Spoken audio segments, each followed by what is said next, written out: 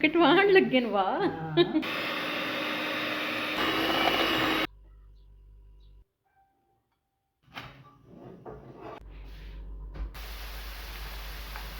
अस्सलामुअलैकुम, welcome back to Sitara Hayat vlogs. जी कैसे हैं आप सब?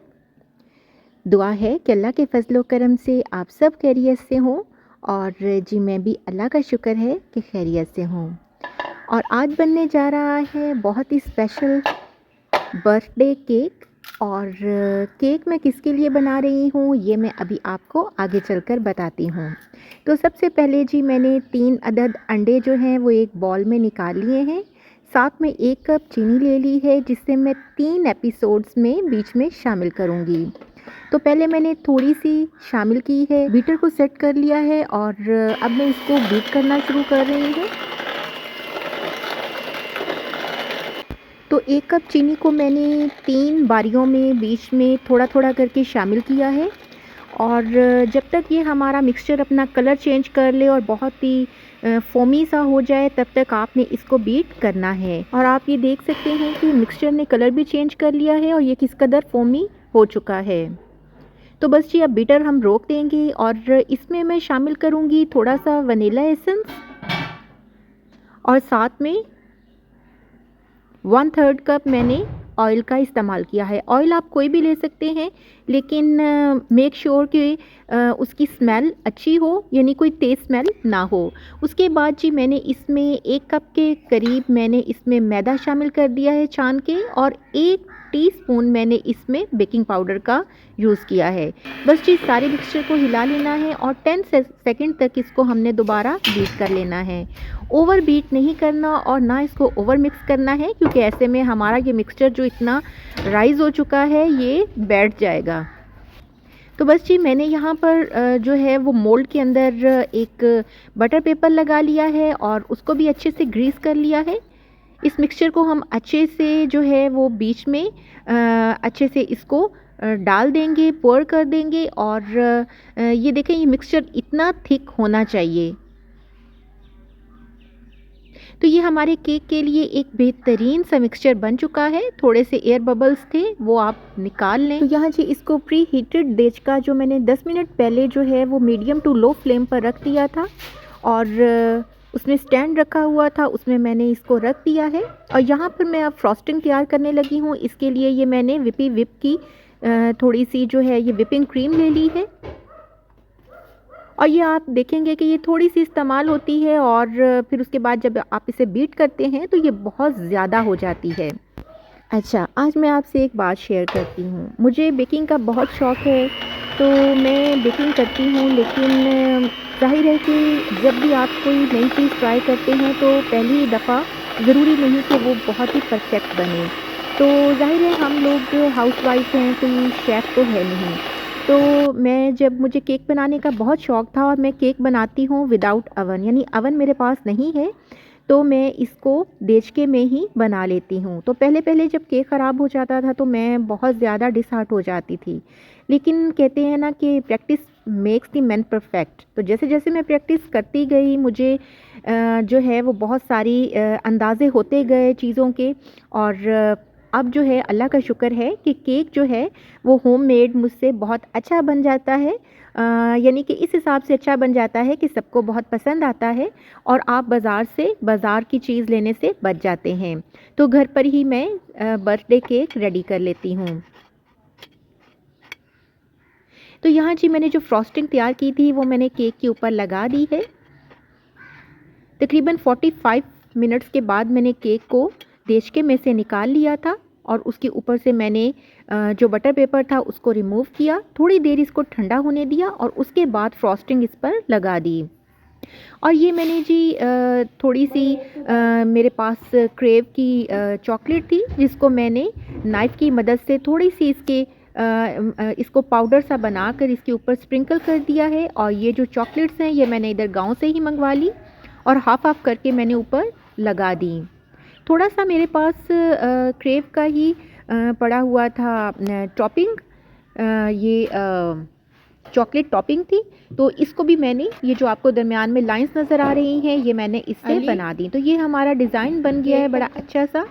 और ये अप टू यू है, आप जैसा भी चाहें केक को ऊपर से डेकोरेट कर लें। तो यहाँ जी मैं बनाने जा रही थी वाइट सॉस, क्योंकि मुझे तैयार करने थे आज लोडेड फ्राइज़। तो चिकन तो था नहीं, मैंने कहा चिकन के बगैर ही आज ट्राई करती हूँ। थोड़े से मक्खन में मैंने 2 चम्मच मैदे के डाल दिए और थोड़ी सी इसकी भुनाई की, यहाँ तक कि इसका कच्चापन दूर हो जाए। उसके बाद थोड़ा सा दूध मिक्स करके इसको अच्छे से मिक्स कर लिया और इसमें जो भी लम्स थे वो ख़त्म कर दिए। और ये तो इतना इजी है, मेरे ख्याल में ये सभी को आता होगा। थोड़ा सा नमक डाल दिया और थोड़ी सी चिली फ्लेक्स बीच में शामिल किए। बस आपने इसको साथ साथ मिक्स करते रहना है। उसके बाद ये थोड़ी सी मोज़रेला चीज़ का मेरे पास बार सा है, मैंने इसी को बीच में डाल दिया है ताकि हमारा ये वाइट सॉस बहुत ही चीज़ी सा हो जाए। अच्छा, ये मुझे थिक ज़रा ज़्यादा लग रहा था तो मैंने थोड़ा सा दूध और मिक्स कर दिया। और ये देखें जी, ये इतना फ्लोई सा है क्योंकि ये हमने फ्राइज़ के ऊपर डालना है। और यहाँ पर मैंने ग्रीन चटनी भी तैयार कर ली। और ग्रीन चटनी जो है, इसमें 1 सब्ज़ मिर्च, थोड़ा सा पुदीना और थोड़ा सा हरा धनिया शामिल किया था। और ये मैं जो शामी बना कर रखती हूँ, मैं अपने अक्सर व्लॉग्स में आपको इसकी पूरी रेसिपी देती रहती हूँ। ये भी मैंने निकाल ली है। मैंने कहा चलें थोड़े से शामी भी साथ में फ्राई कर लेती हूँ जी। तो आज बर्थडे थी मेरी सिस्टर इन लॉ की, जो हमारे पास आई हुई थी। तो उनकी बर्थडे थी, तो मैंने कहा कि चलें आज जो है उनकी बर्थडे सेलिब्रेट करते हैं और हर चीज़ हम होममेड बनाएंगे। तो मेरे ख्याल में हम जो भी होममेड बनाते हैं इसके बहुत से फ़ायदे होते हैं। बाहर की चीज़ों से हम बच जाते हैं। एक तो हमें पैसे नहीं लगाने पड़ते, दूसरे ये कि चीज़ें जो बहुत ज़्यादा अनहेल्दी होती हैं हम उनसे बच जाते हैं। और घर की साफ़ सुथरी हेल्दी चीज़ें बनी हुई जो है वो इस्तेमाल में होती हैं, तो ये बहुत ही अच्छा होता है। और नंबर 2 पर ये कि जब आप किसी के लिए इतना तरद्दुद करते हैं और ख़ुद से करते हैं, तो इसमें आपका प्यार और आपकी केयर जो होती है वो भी उस बंदे के लिए शामिल होती है। तो मेरे ख्याल में बेस्ट होता है जो भी आप खुद से बनाएं, उसका कोई मुकाबला नहीं होता। तो यहाँ जी मैंने फ्राइज़ के ऊपर थोड़ी सी मैंने पहले जो वाइट सॉस बनाई थी वो डाल दी। उसके बाद मैंने इस पर मोज़रेला चीज़ डाली है, चिली फ्लेक्स, और बाद में मैंने इस पर शिमला मिर्च जो है वो बारीक बारीक काट कर डाल दी है। तो यहाँ जी हमारे जो हैं वो गर्मा गर्म शामी कबाब भी रेडी हो चुके हैं। और बस केक भी हमने फ्रिज में से निकाल लिया और सारी चीज़ें इकट्ठे करके रखी। मैं महम और हारिस को बुला रही थी कि आकर सारी चीज़ें टेबल पर लगा दें, साथ में प्लेट्स वगैरह भी रखें। तो ये काम मैं अपनी बेटी को ज़रूर कहती हूँ, क्योंकि मैं सारा दिन कुकिंग कर कर के थक जाती हूँ। तो फिर मैं कहती हूँ कि बेटा आपको इतनी मेरी हेल्प तो करवानी ही चाहिए, और वो बड़ी खुशी खुशी मेरी हेल्प करती भी है। तो ये देखें जी कितने मज़े के हमारे लोडेड फ्राइज़ बन चुके हैं। चिकन आज बोनलेस नहीं था, तो मैंने कहा चलें शामी ही हम साथ में रख कर खा लेंगे। तो कुकिंग करते हुए मेरी ये आदत है कि जो भी चीज़ें दस्तयाब होती हैं मैं उन्हीं से काम चला लेती हूँ। बहुत ज़्यादा जो है वो मैं ये नहीं करती कि ये भी चीज़ हो ये भी चीज़ हो। तो हमें जो भी हो उसी से मैनेज कर लेना चाहिए, और यही अक्लमंदी होती है। हाँ जी। तो यहाँ जी मैंने केक भी लाकर टेबल पर रख दिया और बाकी सारी चीज़ें भी, और मैंने अपने हस्बैंड को भी बुला लिया और सिस्टर इन लॉ को भी कि आ जाएं और आकर केक काटें।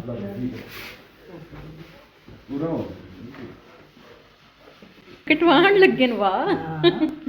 चलो एक मिनट तस्वीर बना। एनी हाउ जी केक बहुत टेस्टी बना था, इतना मज़ेदार कि बच्चों ने अपनी उंगलियां तक चाट लीं। और ये नाइफ़ जो है ये अभी मैं जब लाहौर गई थी तो मेरी सिस्टर ने मुझे दी, और वो मुझे अक्सर किचन की चीज़ें जो हैं वो गिफ्ट करती रहती हैं। और ये नाइफ़ जो है ये बिल्कुल न्यू थी, मैंने अभी अभी इसको अनपैक किया है और बड़े ही मैं मज़े से इसे कटिंग कर रही थी, क्योंकि जब नाइफ़ को नया नया यूज़ किया जाए तो वो बहुत ही शार्प होती है, तो बहुत मज़ा आता है कटिंग करने का। तो यहाँ मैं बनाने जा रही हूँ जी ग्रेवी वाला चिकन, और ये चिकन बहुत ही मज़े का बनने वाला है। आपने इसकी रेसिपी को ज़रूर देखना है। और इस ग्रेवी चिकन की रेसिपी मेरी अपनी है, और ये रेसिपी मैंने अपने छोटे भाई को और अपनी लाहौर वाली सिस्टर को, जिनको भी मैंने दी है और जिन्होंने इसे ट्राई किया है, उन्हें जो है वो इस रेसिपी से बनाया गया चिकन बहुत लजीज और बहुत मज़े का लगा। तो यहाँ पर जी रेसिपी तो ये है कि सबसे पहले आपने ऑयल में थोड़े से खड़े मसाले कड़कड़ाने हैं, उसके बाद प्याज शामिल करने हैं, लेकिन मैं चूँकि भूल गई थी इसलिए मैंने डायरेक्ट प्याज ही शामिल कर दिए। तो यहाँ पर आपने ज़्यादा दही नहीं लेना। 1 कप दही में आपने हस्बे ज़रूरत जितना आप इस्तेमाल करते हैं नमक, सुर्ख मिर्च, काली मिर्च, उसके बाद जी आपने इसमें हल्दी, साथ में धनिया पाउडर और थोड़ा सा गरम मसाला पाउडर, बस इन मिसालों को आपने बीच में डालकर अच्छे से मिक्स कर लेना है, डेट्स ऑल। इसके अलावा हम कोई इजाफी मसाला इसमें शामिल नहीं करेंगे। तो ये 1 किलो जो है वो चिकन है, इसे मैंने धो लिया था अच्छे से, इसको मैंने बीच में मिक्स कर दिया है। और ये देखें जी हमारा चिकन इस 1 कप दही में मैरिनेट हो गया। और इधर ऑयल में हमने जो प्याज डाले थे वो भी लाइट गोल्डन से हो गए। तो मैंने इसमें अदरक लहसुन का ये बार डाल दिया। तो मैंने आपको कुछ दिन पहले बताया था कि मैं इसी तरह से अदरक लहसुन को सेव करती हूँ और टमाटो प्यूरी को भी इसी तरह से सेव कर लेती हूँ। तो अदरक लहसुन के बाद मैंने इसमें टमाटो प्यूरी शामिल कर दी और उसको भी डालकर पहले मेल्ट होने दिया और फिर भून लिया। उसके बाद इसमें चिकन शामिल कर दिया। अच्छा, इसमें चिकन को आपने 2 दफ़ा फ्राई करना है। एक दफ़ा भूनकर थोड़ा सा पानी डालकर रख दें और फिर दूसरी दफ़ा इसको भूनना है। और इधर मैंने मैश पोटैटोज़ में थोड़ा सा नमक, सुर्ख मिर्च, काली मिर्च, धनिया पाउडर और गरम मसाला पाउडर शामिल किया है। थोड़ी सी कुटी लाल मिर्च भी मैंने शामिल कर दी। और ये जी थोड़े से चॉप प्याज हैं, ये मैंने डाल दिए। चॉप ग्रीन चिलीज़ को भी शामिल कर दिया। थोड़ा सा मैंने इसमें पुदीना और भरकर मैंने मुट्ठी इसमें हरा धनिया शामिल किया। मिक्सचर को मैंने हाथों से ही अच्छे से मिक्स कर लिया और इसके मैंने कबाब बनाकर रख लिए। आलू कबाब बना रहे हैं। और ये मैंने सोचा है कि सालन जब मेरा बन जाएगा तो मैं सिहन में जो चूल्हा है उस पर आग जलाऊंगी और वहाँ जाकर आलू के मज़े मज़े के ये कटलेट्स बनाएंगे और साथ में अपनी सिस्टर इन लॉ को भी बुला लूँगी और हम वहीं सिहन में बैठकर खाएंगे। तो ये देखें जी सारे मेरे आलूओं के कटलेट्स बनकर तैयार हो चुके हैं। और इधर जी सालन को मैं पहली दफ़ा अच्छी तरह से भून रही हूँ। और भूनने के बाद मैंने इसमें 1 गिलास के करीब पानी शामिल किया। और पानी शामिल करने के बाद मैंने इसको थोड़ी देर के लिए ढककर रख दिया। जब पानी खुश्क हो गया तो फिर मैंने इसको दूसरी दफ़ा दोबारा भूना। और इस दफ़ा भूनते हुए ही जो हमारा चिकन है बहुत ही टेंडर हो जाएगा। और ये जो पानी है ये मैंने ग्रेवी रखने के लिए डाला था। और उसके बाद जी मैंने इस पर हरा धनिया डाल दिया। और ये देखें जी मज़ेदार सा हमारा ग्रेवी चिकन बनकर तैयार हो चुका है। अगर आपको ग्रेवी जो है वो ज़्यादा थिक चाहिए हो तो आप पानी कम इस्तेमाल करें। तो यहाँ जी हमारा सालन पक चुका है और मैं आ चुकी हूँ सेहन में। और यहाँ मेरे बाहर आते ही मेरी मानो बिल्लियाँ चार्ज हो जाती हैं। अभी दोपहर के खाने में कुछ टाइम था तो मैंने कहा कि चलो सेहन में आग जलाती हूँ और वहीं पर बैठ के आलू के कटलेट्स भी बनाऊंगी और कुछ मैं और मेरी सिस्टर इन लॉ गपशप करेंगे। और लाहौर जाने से पहले हमारे जो नेबर्स में इधर रिलेटिव्स हैं उन्होंने मुझे गाजर की खीर बनाकर भेजी थी। तो उनके बर्तन रखे हुए थे, मैंने कहा चलें बर्तन जो है वो खाली तो वापस नहीं भेजने। तो मैंने कहा कि चलें आलूओं के कटलेट्स बनाती हूँ तो वो मैं डालकर उन्हें भी भिजवा देती हूँ। तो यहाँ सेहन में जी धूप बहुत तेज़ निकली हुई थी, सूरज अपनी पूरी आबोताब से चमक रहा था। तो लगता ही नहीं कि ये फरवरी का मिड है, ऐसे लग रहा है जैसे कि अप्रैल मई का महीना हो।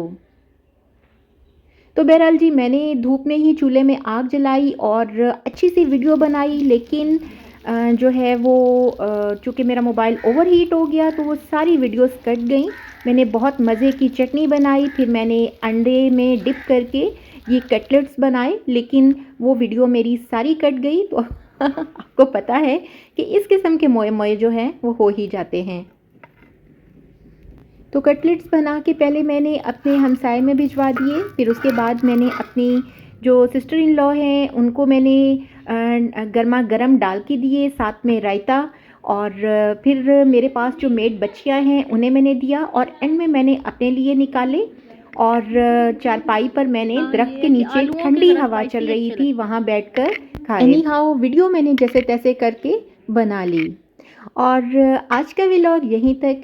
अगर आपको मेरी रेसिपीज़ पसंद आई हों और आपको वीडियो अच्छी लगी हो तो आपने मेरे चैनल को सब्सक्राइब करना है और थम्स अप भी ज़रूर करना है। तो व्लॉगिंग करना जो है वो बहुत जान जोखों का काम है।